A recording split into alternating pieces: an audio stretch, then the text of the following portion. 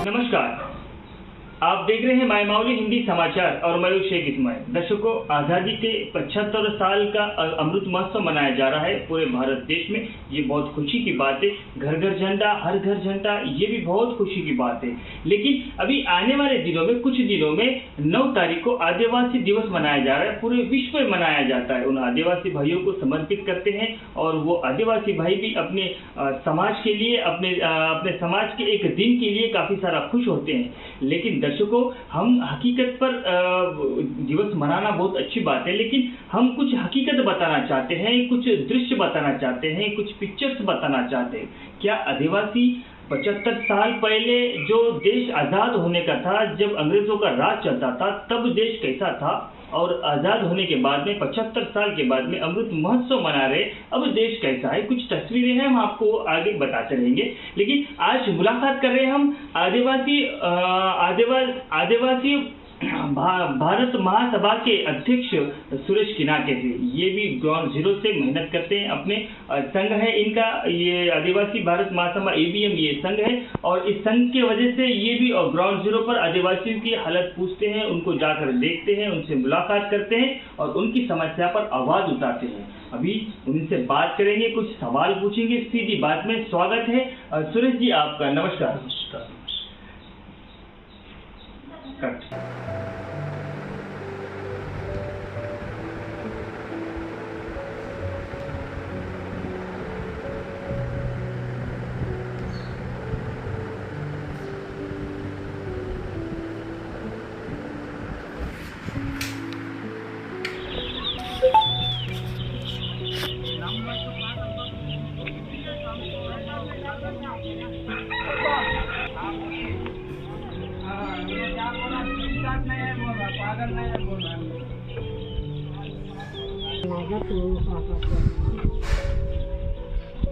अरे आमचं पण चांगलाच होता.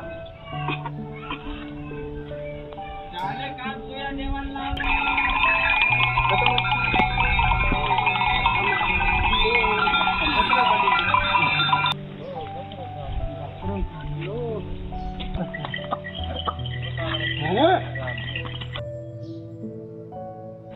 सर, सबसे पहले तो अभी एक सवाल पूछना चाहता मैं। अभी जो देश का जो मूलभूत अधिकार है, अभी सभी को है, वो तो सभी को मिलना चाहिए, शिक्षा। अब आदिवासी क्षेत्र में शिक्षा का क्या हाल है? देखो, पहले तो इस देश में कई भी पालकों ने अपने अपने पार्टी को अधिकार में लाया शिक्षा को लेकर। आदिवासियों को यूं पढ़ाएंगे, उनको MBBS करेंगे तो इंजीनियरिंग करेंगे। ये सब फालतू के बातें हैं। उनके वोट बैंकिंग के लिए, चाहे भाजपा हो, चाहे TRS हो, चाहे इससे पहले आए तो कोई भी पार्टियां हों, उन लोगों का एक ही मकसद है, आदिवासी पढ़ेंगे तो हमें सवाल पूछेगी। आदिवासियों को नहीं पढ़ाना ही उसका मकसद है। इसी वजह से जितने भी हॉस्टल लगाए होंगे, जितने भी स्कूल ओपन किए होंगे, वो खाली दिखावे के लिए। वो पाठशाला में जाइए, एक भी टीचर नहीं मिलेगा। वो पाठशाला में जाइए और अच्छी क्वालिटी एजुकेशन नहीं मिलेगा, क्योंकि आदिवासियों को पढ़ाना ही उनका मकसद नहीं है। ये सब हम लोग को ध्यान देना चाहिए, क्योंकि उनका मकसद एक ही है, आदिवासी नहीं पढ़ेगा तो उनके जो भी ज्ञान से हम खा सकते हैं।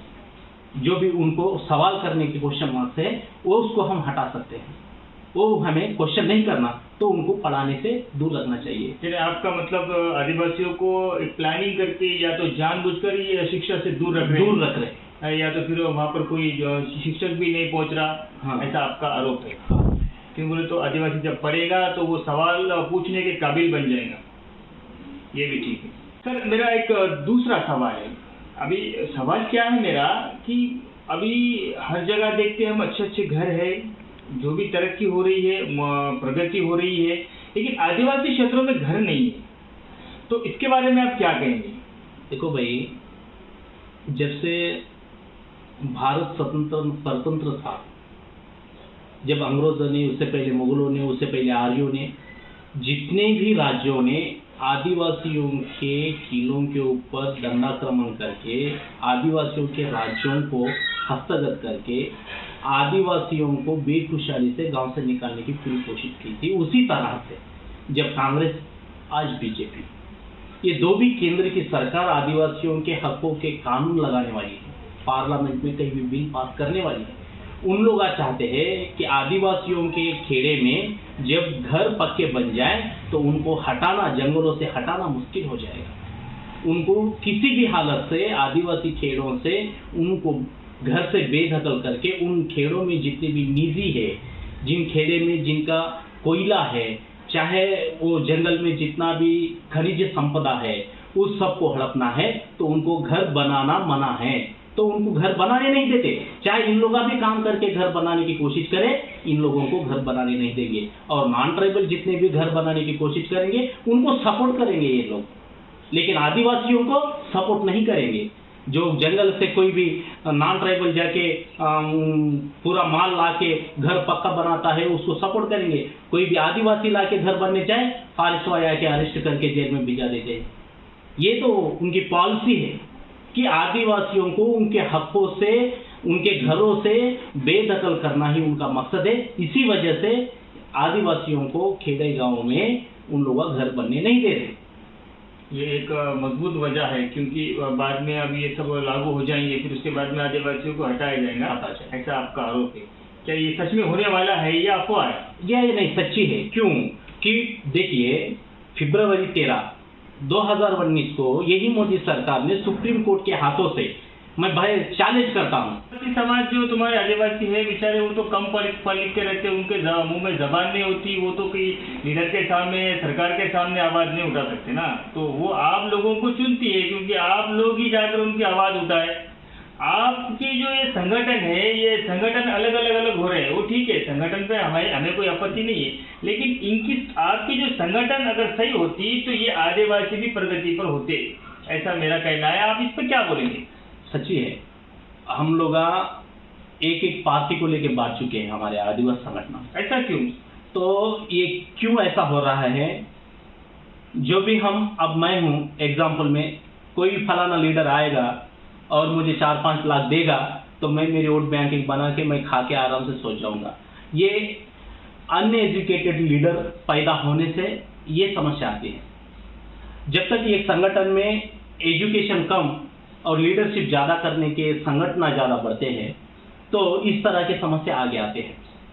जब मैं लीडर बन गया, मैं आदिवासी का बहुत बड़ा अमका हूँ कि ढमका हूँ, मैं बहुत बड़ा तिस्मा खाना काम करने वाला हूँ, ये मेरे में ईगो आके मैं समाज को छोड़ के पॉलिटिकल प्रेशर में आके मैं पैसों के लिए, चाटने के लिए काम करूँगा, तो मेरे समाज के मैं देखूंगा नहीं। इस तरह से कई संगठन आगे बढ़ के हैं। इनको भी समझौता करने के लिए हम प्रयास कर रहे हैं।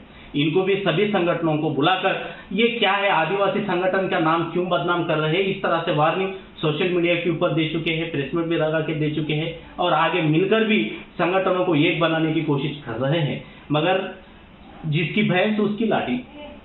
अब किसकी इच्छा क्या है, कौन किसमें क्या काम करना चाहते, वो उसकी मर्जी है। लेकिन आदिवासियों को जब भी तू पीछे से वार करता है तो तू आदिवासी नहीं होगा। जिस दिन पायली भरेगी, ऑटोमेटिक वो पानी ऑटोमेटिक गिर जाएगा, वो दिन आने वाला है। और सच्चाई से जो आदिवासियों के लिए काम करेगा वो आगे निकल जाएगा, जो आदिवासियों को दफनाने की काम करेगा वो पीछे घसड़ में जाएगा। ये सब जानते हैं और ये होने वाला है। ऐसी हो रहा है ना, आदिवासी के लिए जो लड़ता था नेता वो भी गरीब था, फिर उसके बाद में उन्हें आदिवासी के लिए लड़ना शुरू करा, वो अमीर बन गया। लेकिन जो आदिवासी है वो बेचारे गरीब ही रह गए, ये अमीर बनते चले गए। इसमें क्या बोलना चाहेंगे आप? करना है तो डिबेट रखिए। मैं चैलेंज करता हूँ कि फरवरी 13 को सुप्रीम कोर्ट ने आदिवासियों को जंगलों से बेदखल करो ये निर्णय दिया, क्या नहीं, क्यों दिया होगा?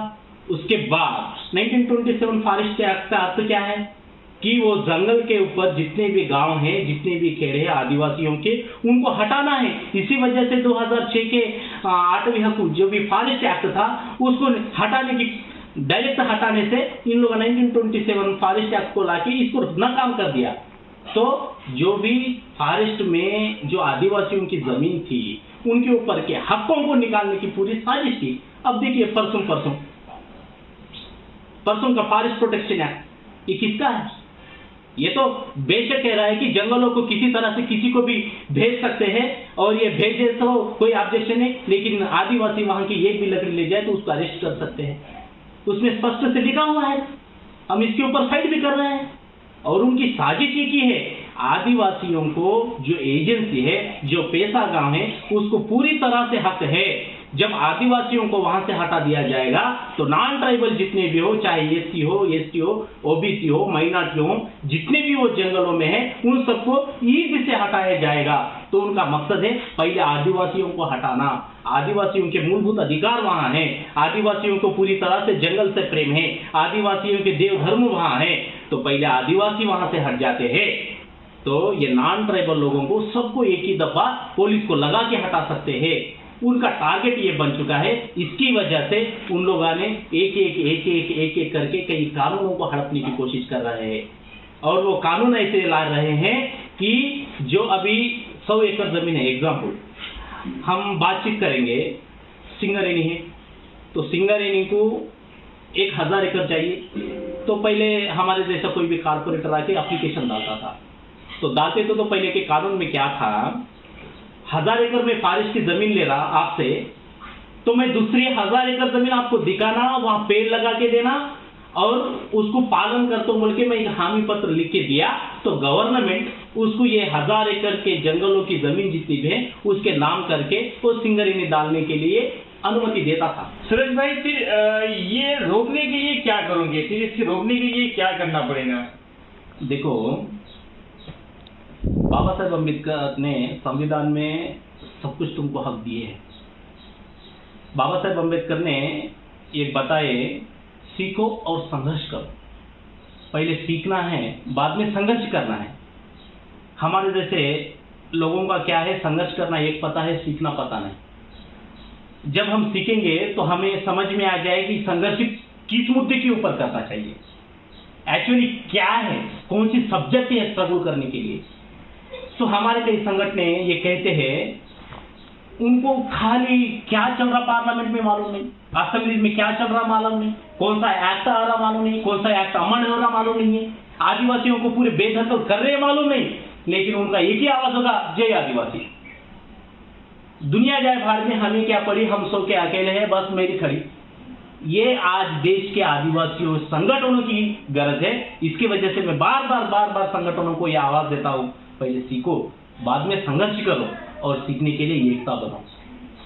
हम एकता नहीं बनेंगे तो बस हो गया ना। अभी पार्लियामेंट में तो 2-3 बिल अमेंडमेंट हो गए, वो 3 बिलों में साफ साफ कह दिया कि आदिवासियों को पहले या जंगलों से बेदखल करो, बाद में ये फॉरेस्ट वाले कब्जा कर लो, आदिवासियों को एक भी लकड़ी मत दो, बाद में ये फॉरेस्ट कंज्यूमर रूल्स एक्ट लाके। अभी तो साफ साफ बताया, कितनी भी जमीन हो, कितनी भी जंगल हो, किसी गैर आदिवासियों को बेच दो। कोई कारपोरेटर होगा, कोई स्वदेशी कारपोरेटर होगा, कोई विदेशी कारपोरेटर होगा, किसको भी बेच दो, ये साफ साफ कहते हैं। और ये कहने पर भी हमारे संगठन गुपचुप है, तो वो तो जल्दी आएगा।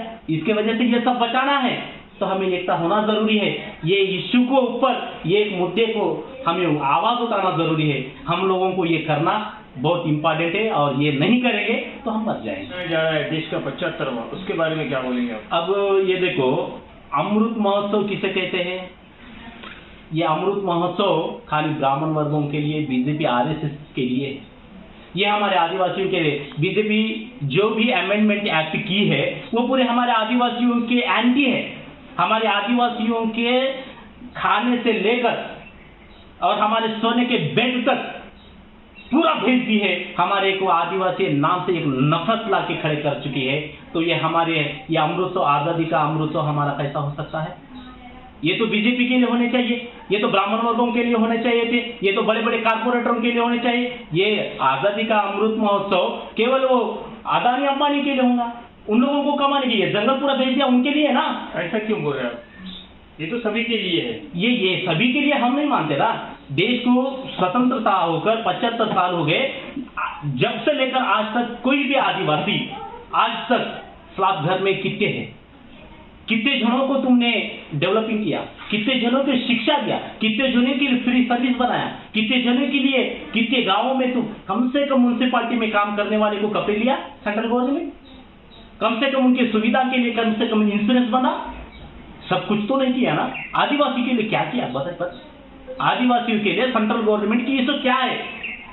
ये एक जबान हमारे पास आके बीजेपी का कोई भी कार्यकर्ता डेबिट लगा सकता है। हम उसे चैलेंज करते हैं, आजादी का अमृत महोत्सव खाली बीजेपी के लिए है, बड़े बड़े कारपोरेटरों के लिए है, और ग्रामीण वर्गों के लिए, उच्च घरानों के लिए है। ये हमारे आदिवासियों के लिए ये आज़ादी का अमृत महोत्सव नहीं है। हम तो ब्रिटिश काल में अच्छे थे, निजाम गवर्नमेंट के लिए फाइट करके कुमरम भीम ने अमर अल्लूरी सीताराम राजू ने ब्रिटिश काल में, ब्रिटिश तो उनको लड़ाई करते हैं जब तो अच्छे थे, अभी तो उससे भी ज्यादा हलगड़ बन गए। अंग्रेज काल में जो हमें सुकून मिला, अभी तो नहीं मिला ही खाना लगता है। हमारे दाल के ऊपर जीएसटी, ऑयल के ऊपर जीएसटी, ये जीएसटी नहीं है, बीजेपी का टैक्स है। खाने के ऊपर आज तक कोई गवर्नमेंट इतना टैक्स बढ़ाया? हमारे पेट्रोल डीजल के ऊपर इसका टैक्स बढ़ाया? तो हम ये आजादी का अमृत महोत्सव कैसा मानेंगे? ये हमें क्या दिए, इससे क्या मिला है? तो हम अमृत महोत्सव बनाने के लिए, हम तो आजादी आई, केवल आजादी ही नहीं है हमारी। गोरे अंग्रेज गए और ये काले अंग्रेज आए, लेकिन वो अंग्रेजों की जो भी नीति थी वो कायम की रह गई, वही नीति में आज है हम। अच्छा, अभी आदिवासी दिवस 9 तारीख को मनाया जा रहा है, इस पर क्या बोलेंगे आप, क्या मैसेज देना चाहेंगे?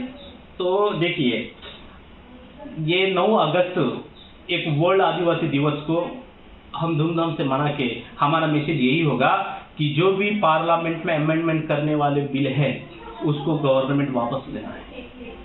सेंट्रल गवर्नमेंट जो भी लाने वाली है और स्टेट गवर्नमेंट भी असेंबली में अमेंडमेंट करने वाली है, ये दो भी गवर्नमेंट जो भी आमदार हो या खासदार हो, कोई भी हो, इनको समझे पूरी तरह से इन लोगों उनका विरोध करना चाहिए। नहीं विरोध किए तो हमारा आंदोलन और भी बढ़ता आगे चले जाएगा और आगे आगे बहुत सारे नुकसान देखने पड़ेंगे और उसकी जिम्मेदारी इधर केंद्र सरकार की होगी, इधर राज्य सरकार की होगी। 2 लाइन में सवाल पूछना चाहता हूँ। आईटीडीए के पैसे, जो आदिवासी समाज के जो पैसे आते हैं वो कहाँ जा रहे हैं? उन आदिवासियों को भी नहीं लग रहे हैं। जहाँ पर देखे जाएंगे तो कोई कुपोषण से बीमार है, किसी को टीबी है, कोई खाने पीने में मजबूर है, लाचार है, किसी के अंगों पर कपड़े नहीं है, फिर उनके जो काश्तकारी में कुछ डेवलपमेंट नहीं है। तो ये आईटीडीए के जो पैसे है, जो ये केंद्र सरकार से, राज्य सरकार का भी है इसमें, राज्य सरकार से जो पैसे आते हैं, ये पैसे जाते कहाँ हैं? देखिए, ये तो दिखावा है। आदिवासियों के लिए इतना ज्ञान सारा कि फलाने 10 करोड़ रुपए एक आदिलाबाद जिले के, नहीं तो फलाना स्टेट में हम दे दिए आदिवासियों के हित के लिए, उनकी सुविधा के लिए, पूरा गलत है। अरे वो तो पैसा देता है और आदिवासियों को देता नहीं, आदिवासियों के नाम के ऊपर किसी और गैर आदिवासी है आदिवासियों का, आदिवासियों के नाम अब है। ये आदिवासियों का एग्जाम्पल छपराला गांव है, तो छपराला गांव में आदिवासी गांव है, तो आदिवासियों की जितनी सुविधा है वहाँ मिलनी चाहिए, लेकिन वहाँ नहीं मिलती। हमारी जुन्ना पानी है, वहाँ देखिए खाली कोलाम से, लेकिन आदिवासी है, लेकिन आदिवासी की सुविधा वहाँ नहीं मिलती। हम रोड बन रहे हैं, हाँ रोड बन रहे, किसके लिए? रोड ये बनाने से आदिवासी सुखी नहीं होगा, उनकी जिंदगी बनाओ, उनको घर बना के दो, उनको हेल्थ के लिए अच्छा दो, उनके एक हॉस्पिटल बना के दो। तो राज्य सरकार तो वादा कर रही है कि हम हर घर बना के देंगे कर। चलो बताइए, राज्य सरकार वादा की डबल बेडरूम का, तो अभी तक कितने गांव में है? चलो मैं दिखा देंगे, यहाँ मसाला को कहीं दिखते हैं तो कहीं मांग रोड में दिखते हैं, तो चलो जाइए वो वहाँ देखेंगे। और ये बेला मंडल में कितने आ गए डबल बेडरूम? चलो देखेंगे इधर जैनत मंडल में, जो आदिवासी गाँव में इधर जाएंगे, चलो आसिफाबाद जिले में जाएंगे, कौन से भी चले, तेलंगाना स्टेट के आदिवासी के कहीं भी गाँव में चलो, पूरे आदिवासियों को अभी तक गवर्नमेंट की ओर से डबल बेडरूम मिला क्या? बताइए। ये खाली दिखावा है ना, वोट बैंकिंग के लिए कोई भी कुछ भी बोल सकता है, ये वोट बैंकिंग नहीं है ना। यानी राज्य सरकार भी इस्तेमाल कर रही है। देखो, अब ये केंद्र सरकार, राज्य सरकार उनके ज्ञानों के लिए, उनके वोट बैंकिंग के लिए कोई भी बात करेंगे, हमारे हिसाब से जो भी हो, वो उधर के केंद्र की सरकार हो या राज्य की सरकार, चाहे उन लोग का कुछ भी बात करने दो, वो हमें संबंध नहीं है। लेकिन आदिवासियों के ऊपर आते हैं तो आदिवासियों के ऊपर दो भी राज्यों का बर्ताव है और दो भी राज्यों का प्रेशर है। ये दो भी राज्यों नहीं चाहते कि आदिवासी सुखी हो, आदिवासी बेघर, घर से बेघर ना हो। ये सब जन फालतू है और इन लोग आदिवासियों को डाइवर्ट करके उनके वोट बैंकिंग के लिए यूज कर रहे हैं और वोट बैंकिंग के लिए आदिवासियों का नाम आगे बढ़ा रहे हैं, यही सब पर, दूसरा कोई नहीं। सुरेश भाई, आदिवासी इलाकों में जो कॉन्ट्रैक्ट वर्क है, जो आदिवासी क्षेत्र में जो काम होते हैं, उसके बारे में आप क्या बोलेंगे? क्या ये इतर वर्गों को काम मिल रहा है, फिर आदिवासियों को काम नहीं मिल रहा? देखो भाई, मैं इससे पहले भी बोल चुका हूँ इसके बारे में कि जहाँ भी आदिवासियों का सरपंच होता है, कोई एमपीडीसी होता है, तो उन लोग उनके गांव में आए वाला जो सीसीडीपी हो, दूसरा कोई भी सेंट्रल गवर्नमेंट का हो, कोई भी जो भी वर्क आता है, तो वर्क के पीछे जो बचा हुआ या 10% हो या 20% बचा हुआ अमाउंट हो, वो सरपंच के लिए जेब खर्चा के लिए निकलता है।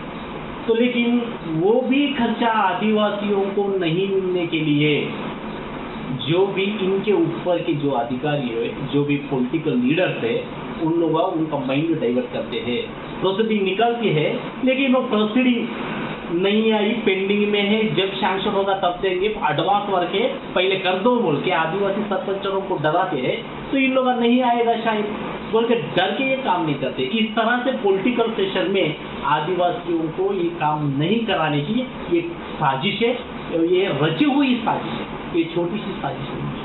आदिवासियों को पैसों से उनको डेवलपिंग न होने के लिए वो रची गई एक साजिश है। ये साजिश को बाहरी तरह से हमें समझना है।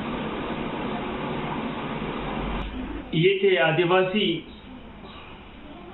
समाज से बिलोंग करने वाले आदिवासी एबीएम अखिल भारतीय महासभा के अध्यक्ष सुरेश किनाके। इनसे हम बात कर रहे थे और इन्होंने साफ तौर से अपनी जो राय थी, अपनी जो मंशा थी, वो जाहिर कर दी है कि सिर्फ आदिवासियों को यूज़ किया जा रहा है, इन लोगों को वोट बैंक की तरह यूज़ किया जा रहा है। और कहा है कि हम आदिवासी समाज जो है, ये 75वां अमृत महोत्सव किस खुशी में मनाया जाए, ये एक सवाल है। ये एक सवाल खटकता है क्योंकि जो 75 साल पहले हमारी जो समाज की स्थिति थी, दशा थी, दिशा थी, वो आज भी उसी तरह से है। और कहा है कि न हमारे आदिवासी समाज में न किसी को घर मिला है, न ज़मीनों के पट्टे बन रहे हैं, वही पथरीली ज़मीन पर थोड़ा बहुत खाना मिल जाता है, 2 वक्त की रोटी मिल जाती है, उसमें खुश रहते हैं। और इन्होंने आरोप लगाया है कि ना केंद्र सरकार ना राज्य सरकार, ये दोनों भी सरकारें जो है आदिवासी समाज को यूज़ कर रहे हैं। और कहा है कि और बाबा साहेब की भी याद दिला दी, और बाबा साहेब की एक स्लोगन भी कहा है कि पढ़ो और पढ़ाई करो, एक जगह एकजुट हो और उसके लिए संघर्ष करो। ये भी एक ज़रूरी है क्योंकि आने वाले दिनों में सुरेश ने कहा है कि आने वाले दिनों में आदिवासियों का जो हाल है वो बहुत बेहाल होगा। और संगठनों के बारे में भी कहा है कि जितने भी संगठन हैं आदिवासी समाज में, वो एक हो जाना चाहिए। धन्यवाद। पर आप बने रहिएगा माय माउली हिंदी समाचार के साथ।